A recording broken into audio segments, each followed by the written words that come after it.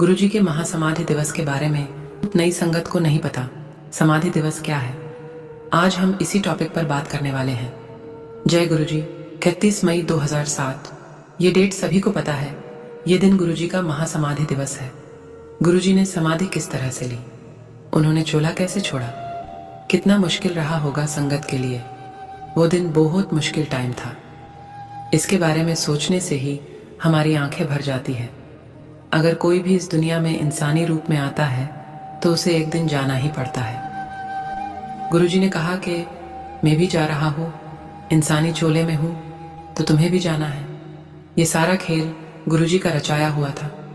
सब कुछ पहले से ही डिसाइडेड था कि कैसे जाना है।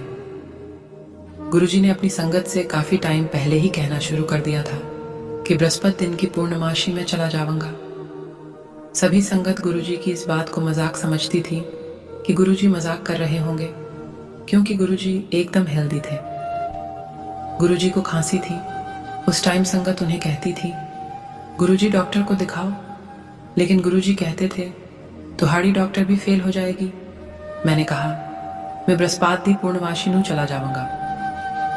गुरुजी ने 1-2 हफ्ते पहले से ही संगत बुलानी कम कर दी थी। जैसे पहले संगत आती थी, गुरुजी ने उससे कम संगत बुलाना शुरू कर दिया था। गुरुजी ने लास्ट संगत बुलाई थी 27 मई 2007 संडे को। जैसे ही सारी संगत गुरुजी के दर्शन करते हुए बाहर निकल रही थी, वह सेवादार अंकल थे। उन्होंने सभी संगत को कहा कि आंटी अंकल राम राम करते हुए जाओ। किसी ने पूछा कि अंकल ऐसा क्यों? सेवादार अंकल ने कहा ये गुरुजी का आदेश है कि राम नाम करते हुए ही जाना है। तो सभी संगत ने ऐसा ही किया। उसके बाद मंडे, ट्यूसडे, वेडनेसडे दरबार नहीं लगा। गुरुजी ने संगत नहीं बिठाई। और फिर 30 मई 2007 वेडनेसडे को संगत के पास कॉल आता है, जो मेन संगत थी, कि गुरुजी समाधि ले रहे हैं, दर्शन करने आ जाओ। बहुत सी संगत को तो ये भी नहीं पता था कि समाधि क्या है। संगत को लग रहा था कि गुरुजी कुछ दिन संगत नहीं बिठाएंगे। संगत को लग रहा था कि गुरुजी कुछ दिन ध्यान में चले जाएंगे। लेकिन गुरुजी को यह बात बहुत पहले से ही पता थी कि मुझे कब और कैसे जाना है। जब संगत समाधि के दिन पहुंची तो उन्होंने देखा कि सब संगत ने वाइट कपड़े पहने हैं। सब रो रहे थे और वहां सतनाम श्री वाहेगुरु भजन चल रहा था।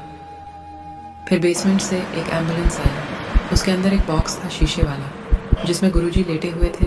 उनकी आइज क्लोज थी और फेस पर स्माइल थी। सब हैरान थे कि गुरुजी को अचानक से क्या हो गया। वो तो बिल्कुल ठीक थे।